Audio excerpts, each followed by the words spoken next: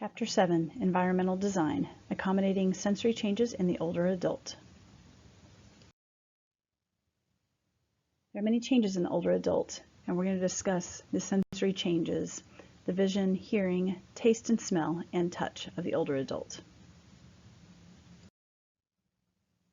First, we're going to start with vision, and specifically the visual field. Visual field changes, and we get a decrease in the peripheral and upper visual fields in the older adult with aging, and that also accelerates as we get older too. You start to see a decreased pupil size, which results in decreased light to peripheral changes. So as we're talking about each one of these, we're going to also discuss accommodations and ways we can fix it or educate our patients to make their environment better and safer for them. So if you think about the patients that do have the decreased pupil size as they get older and decreased light sensitivity with peripheral changes, they need to be aware of that vision and improve their lateral awareness. Since they're losing some of that peripheral vision, you need to make sure that they're looking side to side to make sure there aren't any obstacles or things in their way, especially if they're maybe walking around in the evening, walking around at night, get up to the from bed at night to use the restroom, those kind of things. So just making sure their environment is safe for them. Secondly, regarding the visual field, we'll see mechanical changes that happen due to relaxation of the upper eyelid. So a lot of the adults, as they get older, realize that they're going to lose some vision above the head height because you get that upper eyelid that starts to droop down over the eye, and therefore they can't open the eye as much as they could when they were younger. So to accommodate this, this would be something to think about. So for hospitals and other facilities where maybe our older adults might hang out, making sure that signs are placed at eye level so it's easier for them to view. And that is ideally why they do put things at eye level, just so that we can all see them easier. But specifically thinking about that older adult, it's much better when it's down lower so they can see it, as opposed to having to look up to see it, because they might not even realize the sign is up there to look for it. And then even they could do a surgical correction by just removing some of the skin from the upper eyelid. Just allows the eye now to open more because there's not that tissue in the way like there was previously. So I'm starting to see that more and more in my practice, that patients are taking time off to get this surgically corrected so that they have better vision. Vision when it comes to their acuity. So the definition of acuity is the capacity of the eye to discriminate fine details of objects in the visual field. Factors are responsible for these changes are increased thickness of the lens and increased elasticity of the lens. So we have these kind of changes as we get older. You can see the pictures on the right hand side. So the upper one is the normal eye, and what happens as we see light and the tissues, the layers that it has to go through from the light coming into the focal point, back into the retina, and then back out. We can see more fine detail as we're younger, but as we get older, then we're not as able to do that. We have a less flexible lens, as it shows here on the lower one, and the focal point has moved a bit, so it's harder to find that right position. And you'll see this too as people age, and even starting as early as in their 40s, where they have a different depth perception, so they might have to move something closer or further away. So they joke about how long their arm has to be so that they can read something that's of a finer print. So if they hold it further away, now they've moved the focal point, and therefore they can read it a little bit better. So you'll see people making those changes. So other accommodations are visual aids, so glasses or contacts can be helpful in this instance. I'm using a magnifier, so we've just made it bigger for them to be able to see it. And then large print paper, books, or electronics. The nice thing, because so many of us do tend to use electronic devices nowadays, we can blow things up and make them bigger, and that's pretty easy to do. So that's a great way for our patients to be able to see with better acuity as they get older.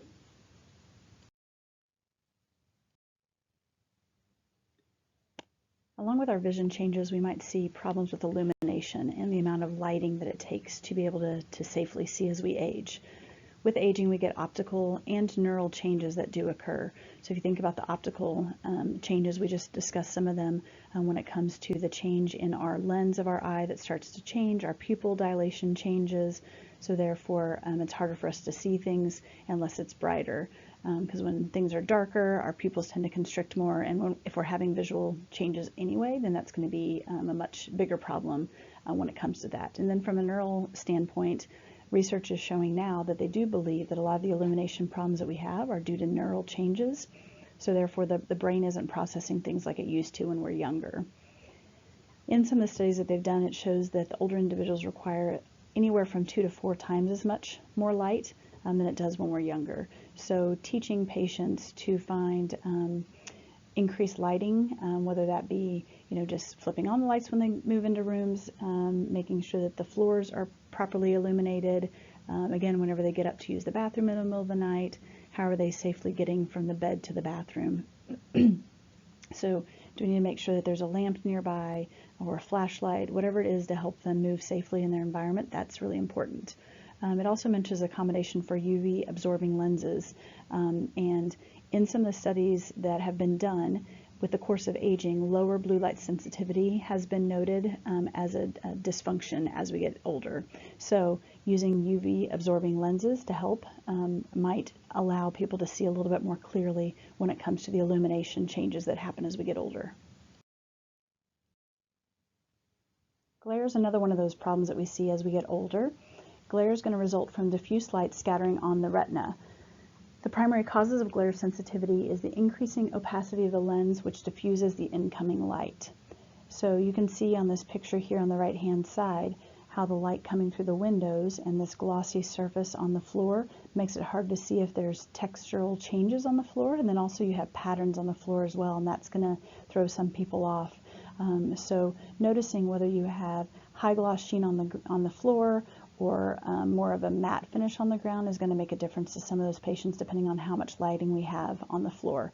Obviously, glare on the floor looks really nice and pretty, and a lot of people like to have that high shine, but that's not always the safest when it comes to our patients being able to see when it comes to glare issues. So these degenerative changes take place in the cornea, and that's when we can start to see those problems that happen as people get older. So using even ways to diffuse the light, so using a lampshade or even curtains to soften the light. So again, in this instance, maybe you have tinting on the windows or curtains, sheer curtains that allow you still to see outside some, but that cut down some of this glare on the floor. Flat paints on the walls might be helpful, and then signs without the shiny coating, because if you see a sign and it's really shiny, and even now, as a younger person, you notice sometimes you have to kind of move your head from one side to the other to get rid of the glare, so you can just see the letters underneath that. So think about that from a floor, and looking at this pattern down here to see if somebody sees these lines in the floor, maybe they start to think those are steps or a drop down or a step up. So notice how that could be a little bit disconcerting to your patients if they're walking through an environment like this.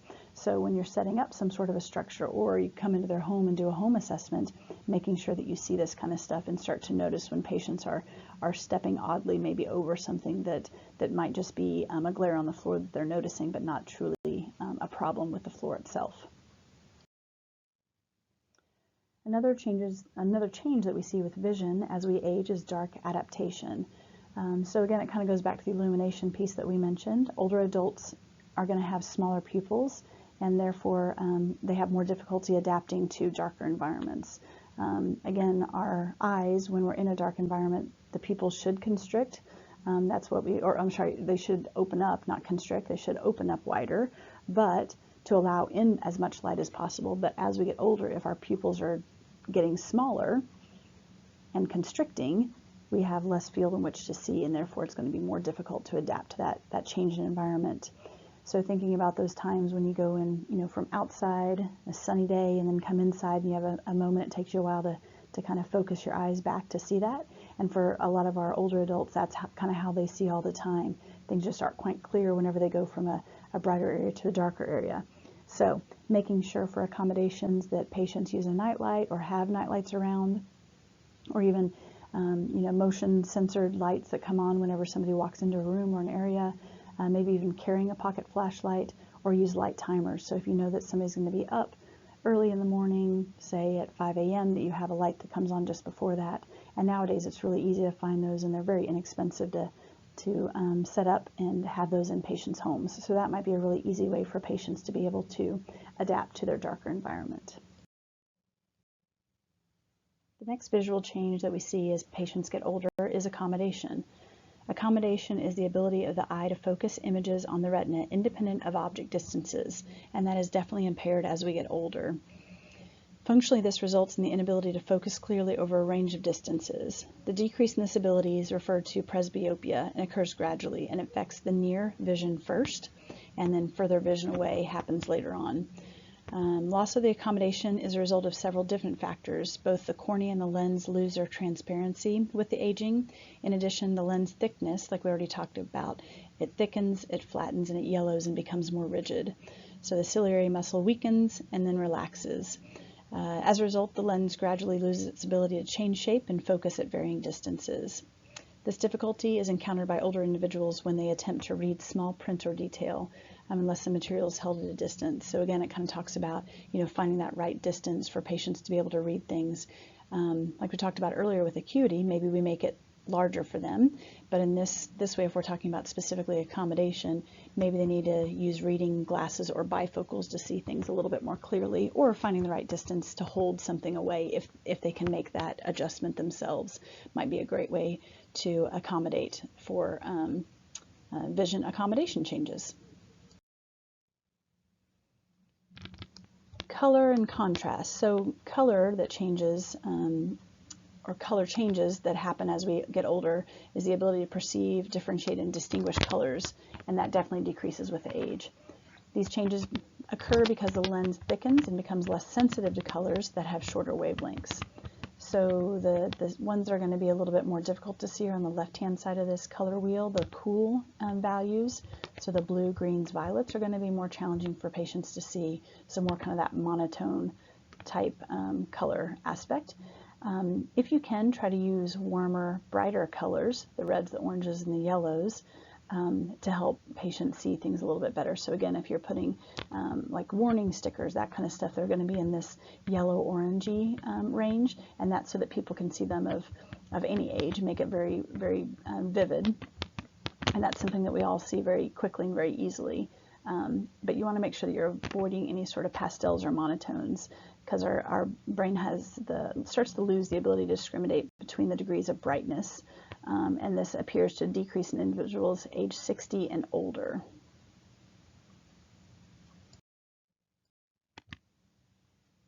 Depth perception is another change that we see with our vision as we get older. So along with the color discrimination, we have a difficult time seeing or estimating the relative distance of objects in front of us. And you can see that with these stairs here. So they obviously have these non-skid metal plates on there, which is great to help decrease any sort of slips or falls. But also there's contrasting colors here, from the floor to the stair to the tread runner, and that can be very disorienting for a patient. Especially if you have a lack of color contrast, it makes a really flat visual effect. So if you look at these different stairs, I mean, we know that they're stairs and you're going to move up from one level to the other level, but if they all look very similar, and if they all maybe are have a bit of a glare on them, a little bit shiny, then a patient might see those as being the exact same level and not tell that they're one level to the next one. So we also see some of our older patients having trouble with curbs and or stairs and navigating those different areas. If you have a patient that's fallen before, you'll even notice that they have trouble with other, maybe even thresholds in floors as well. I have a few of my patients that in some of our thresholds here at the clinic, there's different color changes. So whether we go from the rubber flooring in the gym to the carpet in the room, those are different colors. And so the patient might be really cautious when they first step in to make sure, like, is that on the same level, or does that go up, or does that go down there? And so you'll see them start to make accommodations for something that they've perceived as a possible problem, and so they might put their foot out there and tap away to make sure that that's a safe place for them to be. So again, just making sure that you're noticing that, if there's some way that you can change that, or warn somebody if you're walking with a patient that you know has depth perception challenges, to be aware of that. Hearing is also another one of those sensory changes that happens in the older adult. There's two different types of hearing loss: conductive hearing loss and sensorineural hearing loss. If we're talking about conductive hearing loss, that occurs when the sound transmission to the inner ear is lost because the intensity of the signal is not sufficient. That results from dysfunction of the external ear, the middle ear, or both. Factors responsible for this type of hearing loss could be impacted cerumen, perforation of the tympanic membrane, serum in the middle ear, otosclerosis. So because this is a conductive hearing loss issue, the way we can fix this, or the way we can accommodate for that type of hearing loss, is by adjusting the sound of alarms, smoke detectors, etc. So making sure that things are a little bit louder. But we can also obviously accommodate this by, if it is just a buildup of wax, making sure that they've actually seen somebody and gotten that taken care of. Or fixed an issue if there is perforation in the tympanic membrane or serum in the middle ear. Maybe there's some sort of an infection that's going on that needs to be addressed. So making sure that these patients are being followed by somebody specifically to address this. And then secondly, we have the sensory neural hearing loss, and that's a dysfunction in the conversion of sound waves to electrical signals by the inner ear. This dysfunction in transmission of the nerve impulses to the brain can decrease whatever sound that they might be hearing. So one way to be able to fix this or help with this is to decrease background noises, or maybe even use materials that can absorb sounds. If they're having to hear too many different sounds, it's hard for them to lock in on the sound they're supposed to be paying attention to. So being mindful of that. You'll notice now, and especially if you talk to some of your older patients that are still out and about in the community, they might not like areas that, excuse me, have too many people in them. So even restaurants and different facilities these days are looking for that open space, open ceiling tiles, a lot more heavy hard metal surfaces, and cement, concrete floors, so there's not the dampening effect that would be helpful in this sort of situation. So some of these clients don't like to go to these kind of restaurants where the noise level is just so much higher, and therefore they can't hear people that they're sitting with and trying to have a conversation with. So that might be a complaint that they would make towards that. Now there are better hearing aids these days, so using a specific hearing aid, they can adjust the frequency with which the patients are hearing it, and that might really be beneficial for them. Driving is another consideration to think about, and specifically in this chapter it's discussed talking about the vision changes that happen as we get older, and with driving in particular. There is no data that supports the idea that poor vision results in unsafe driving and therefore increased accidents, but we do tend to hear that there are older, patients that do have accidents, right? But we can't pinpoint the fact that it's actually a vision problem. But having said that, there are things that older adults need to be mindful of if they are still driving. Our visual acuity, as far as dynamic visual acuity, does diminish with age compared to static visual acuity. So it's important to note, what does their timing look like and their reactions to things. Now, we're talking about the vision, but obviously there's also reaction time when it comes to how do they react to that whenever they see, an oncoming car or pulling out in front of somebody. What is their response time to that? That's something different in the motor control system compared to the visual acuity system that we're discussing here, but things to take into consideration when you're dealing with your older clients. Taste and smell is the next thing that we're going to move on to. Research is kind of contradictory, but evidence does show that both taste and smell are affected as we get older. Research does show that smell has a much more significant taste change than taste does. And if you think about it, what happens if you have a head cold or allergies and you can't smell? Food doesn't quite taste right, right? So for our older patients, when things aren't, when they can't smell things, they're not near as hungry, they don't want to eat it, maybe they're dealing with more of a texture issue, and especially if you have a patient that is texture averse, this might be a problem for them. One way to improve this might be to use spices and other flavors to increase the ability to taste things. But on the flip side, we also have to be cognizant if they cannot smell things as well, they might be eating food that could be spoiled and not even realizing it. So being aware of looking at dates, and at least nowadays most all of our food has some sort of a date on it, and just being mindful of paying attention to how things look and feel and taste, and maybe even the texture of it might be different. So knowing, okay, that might be going bad, but using those dates to help you if you can't smell things very well is a good way to help yourself out there. So a great way to accommodate that for our patients. And then one of the last things we'll discuss is touch. So two kinds of sensitivity, the tactile sensitivity, and earlier in the semester we had you do a lab where you put on gloves and could see kind of that, well, some of you guys in the lab had to put on gloves and had to manipulate objects or try to turn doorknobs, touching light switches.